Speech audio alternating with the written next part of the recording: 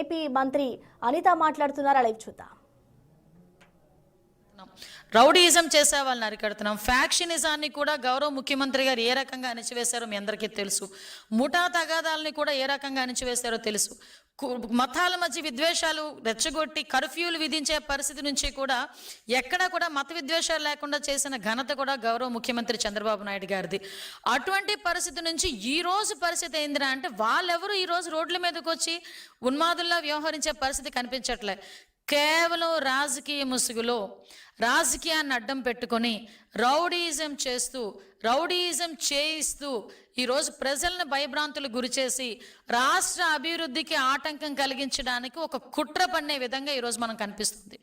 ఈరోజు ఇక్కడ మనం ఒకసారి ఒక యాంగిల్ చూస్తానండి. ఈరోజు నేను చాలా కేసులన్నీ చూశాను. క్రోనలాజికల్గా కూడా నేను అన్నీ తెప్పించుకుంటే వీటిలో ఉన్న అన్నింటిలోని కూడా చాలామంది 18 సంవత్సరాల లోపున్న పిల్లలు కూడా రోడ్ల మీదకి వచ్చి పెద్ద పెద్ద కత్తులు పట్టుకొని తలలు నరికి ఆ కేసుల్లో కూడా ఇరుక్కున్న పరిస్థితి ఈరోజు కనిపించింది. అంటే నేనేమంటానంటే ఇంతకు ముందు నువ్వు అధికారంలో ఉండేటప్పుడు గాంజాను తీసుకొచ్చి యువత భవిష్యత్తుని విపరీతంగా నాశనం చేసి వాళ్ళని ఒక సైకోల కింద ఉన్మాదుల కింద కొంతమందిని తయారు చేసిన పరిస్థితి మళ్ళా తిరిగి ఇప్పుడు అదే రకంగా ఈరోజు బయటకు వచ్చి అపోజిషన్లో ఉన్నప్పటికీ కూడా ప్రతిపక్షంలో ఉన్నప్పటికీ కూడా ప్రజల్ని భయభ్రాంతులను చేయడానికి అటువంటి చిన్న చిన్న పిల్లల్ని ఈరోజు జీవితాలు నాశనం చేస్తూ ఉంటే వైఎస్ఆర్సీపీ నాయకుడికి కనీసం కనికరం అనిపించట్లేదా? ఈరోజు నేను ఎందుకు మాట్లాడుతున్నానంటే ఈరోజు చాలామంది నేను చూస్తే ఎంతమందిని ఈరోజు వాళ్ళందరినీ కూడా నేను బయటకు చూసాం. ఎంతమంది ఏ ఏజ్ గ్రూప్ ఆఫ్ పిల్లలు ఉన్నారు, ఎవరున్నారు ఇందులో అని చూస్తే 17 సంవత్సరాల పిల్లలు కూడా ఉన్నారు, ఇందులో 19 సంవత్సరాల పిల్లలు కూడా ఉన్నారు. అంటే నువ్వు ఎలాంటి పిల్లల్ని ఈరోజు బయటకు తీసుకొచ్చి వాళ్ళ జీవితాలు నాశనం చేస్తున్నావు? కనీసం నేను తల్లిదండ్రులు కూడా ఒకటి విజ్ఞప్తి చేస్తున్నా. ఒక రాజకీయ పార్టీ వెనకాతలు పంపించినప్పుడు మీరు ఏ రాజకీయ పార్టీ వెనకాతలు మీరు పంపిస్తున్నారు, ఆ రాజకీయ పార్టీ నాయకుడు తాలూకా చరిత్ర ఏంటి, ఆ రాజకీయ పార్టీ నాయకుడు తాలూకా ఉద్దేశాలు ఏంటి, రేపొద్దున నీ కొడుకుకి ఏమైనా జరిగినా, రేపొద్దున నీ కొడుకు ఏమైనా ఇబ్బంది వచ్చినా రాజకీయ నాయకుడు వచ్చి నిలబడతాడా అన్న విషయం కూడా ఈరోజు తల్లిదండ్రులు కూడా ఆలోచించుకోవాల్సిన విషయం అవసరం ఉందండి. ఎందుకంటే ఒక రకంగా చెప్పాలంటే వైసీపీ నాయకుడు తాలూకా పరిస్థితి ఎలా ఉందంటే ఆస్తి గురించి సొంత తల్లి మీద సొంత చెల్లి మీద కేసులు పెట్టినవాడు రేపొద్దున నీ కొడుకుని ఎవరైనా అరెస్ట్ చేస్తే ఇలాంటి విషయాలు వస్తాడని మీరు ఎందుకు అనుకుంటున్నావు? నీ కొడుకుని రక్షిస్తాడని నువ్వు ఎలా ఆలోచించుకుంటున్నావు? ఒకసారి నేను ఇదే ఆలోచిస్తున్నాను. ఎందుకంటే ఏంటండి చిన్న చిన్న పిల్లలండి, 17 సంవత్సరాలు 18 సంవత్సరాల పిల్లలు ఈరోజు కత్తులు పట్టుకుని రోడ్డు మీదకి వచ్చి నరుకుతాం చంపుతాం అని చెప్తా ఉంటే ఒక ప్రతిపక్ష హోదా చేసేవు, ఒక ముఖ్యమంత్రి మాజీ ముఖ్యమంత్రివి, ఒక పార్టీ నడుపుతున్న వ్యక్తివి బయటకు వచ్చి ఇది తప్పు అని చెప్పే ధైర్యం లేదు, తప్పు అని చెప్పడానికి కూడా నీకు మనసు రావట్లేదు, మాట రావట్లేదంటే ఏంటి నీ ఉద్దేశం? అధికారంలో ఉన్నప్పుడు డాక్టర్ సుధాకర్ మాస్క్ అడిగిన పాపానికి డాక్టర్ సుధాకర్ని ఆ రోజు చచ్చిపోయే పరిస్థితి తీసుకొచ్చావు. ఆ రోజు నీ ఎమ్మెల్సీ అనంతబాబు డ్రైవర్ సుబ్రహ్మణ్యాన్ని చంపి డోర్ డెలివరీ చేస్తాడు, నువ్వేమీ మాట్లాడు. అమర్నాథ్ గౌడ్ అని ఒక చిన్న పిల్లోడు తన అక్కని ఎందుకు ఏడిపించారని అడిగితే నడి రోడ్డు మీద పెట్రోల్ వేసి తగిలిపెట్టేసిన రోజు నువ్వు మాట్లాడు. ఇలాంటి ఎగ్జాంపుల్స్ చూస్తే చాలా చెప్పగలం.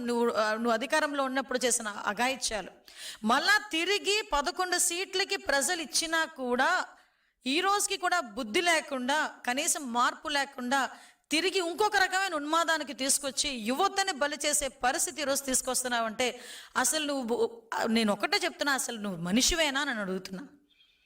రాజకీయ నాయకుడు ఇవన్నీ పక్కన పెట్టు, కనీసం మనిషిగా మానవత్వం ఉన్న వ్యక్తిగా ఇది నువ్వు ఎలా సమర్థిస్తున్నావు అని అడుగుతున్నాను ఈరోజు. అంటే ఒకసారి మనం ఆలోచించుకుని చూసుకుంటానండి.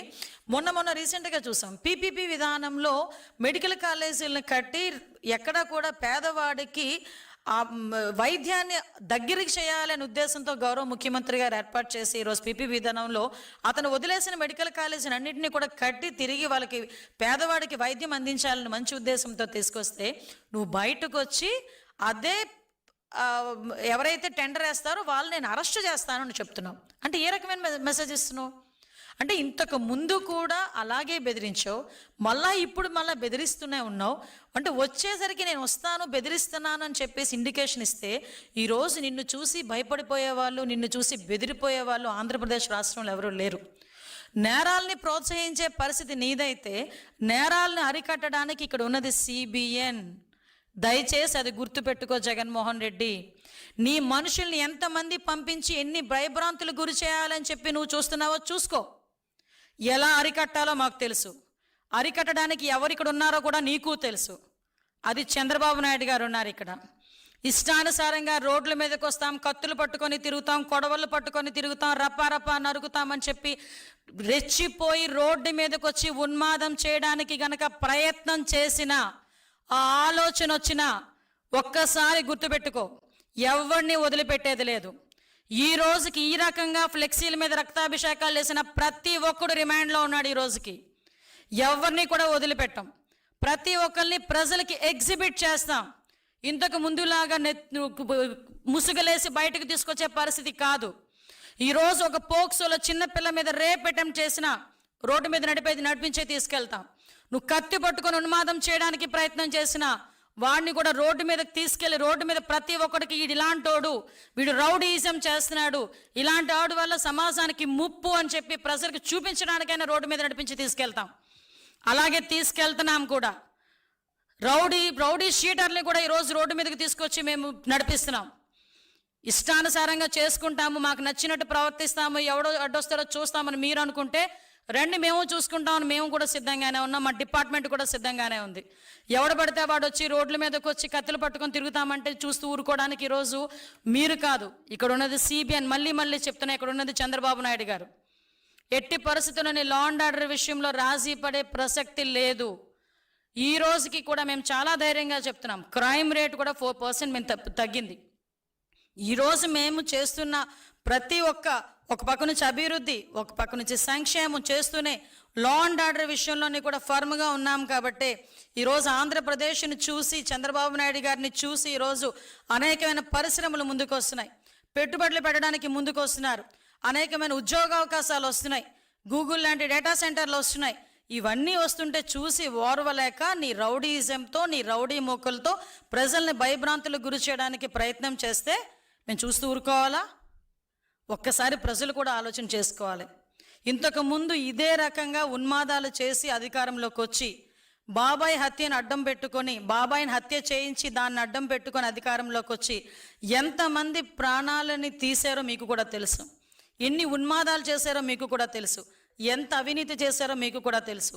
అదే ప్రజలు ఈరోజు 11 సీట్లకి పరిమితం చేసి ఇంట్లో కూర్చోబెట్టినా కూడా తిరిగి మళ్ళీ అదే రకంగా వాళ్ళ తాలూకా కార్యకర్తలను ముందుకు తీసుకొచ్చి సైకోయిజాన్ని చూపిస్తూ ఉన్మాదుల్లో రెచ్చగొట్టి మనల్ని భయపెట్టే ప్రయత్నం చేస్తున్నారు. మేము ఒకటే చెప్తున్నాం, ఈరోజు భయపెడితే భయపడిపోవడానికి మేము ఎక్కడ ప్రజలు కూడా ఎవరు కూడా సిద్ధంగా లేరు. మేము ఒకటే మళ్ళీ చాలా క్లియర్గా చెప్తున్నాం, ఇష్టానుసారంగా చేస్తాం, ఎలా పడితే అలా ముందుకు వస్తాము, కత్తులు పట్టుకొని తిరుగుతామంటే కనుక చూస్తూ ఊరుకునే ప్రసక్తి లేదు. మా పోలీసులు ఫర్మ్గా ఉన్నారు, డిపార్ట్మెంట్ ఫర్మ్గా ఉంది. గౌరవ ముఖ్యమంత్రి గారు చాలా క్లియర్ ఆదేశాలు ఇచ్చారు, రౌడీయిజాన్ని ఎట్టి పరిస్థితుల్లోని అణిచివేయాలని. ఇలాగే రౌడీయిజం చేస్తే రాష్ట్ర బహిష్కరణ చేయడానికి కూడా మేము సిద్ధపడతాం. అంతే తప్పించి మీరు ఏం చేసినా చూస్తూ ఊరుకోనే ప్రసక్తి లేదు. రైట్, ఇక ఇటు జగన్ పై అయితే అనిత ఫైర్ అవుతూ ఉన్నారు. ఇటు 18 ఏళ్లలోపు ఉన్న పిల్లల రోడ్లపైకి వచ్చి చంపుతాం, నరుకుతామంటే దాని అంతటికీ కారణం జగనే అంటూ కూడా ఆమె ఆరోపిస్తున్నారు. మరొక వైపు ఇటు పిల్లలు రోడ్లపైకి వచ్చి ఈ విధంగా ప్రవర్తిస్తున్నారు, యువతను నాశనం చేస్తున్నారు జగన్ అంటూ కూడా ఇటు హోంమంత్రి అనిత ఫైర్ అవుతున్నారు.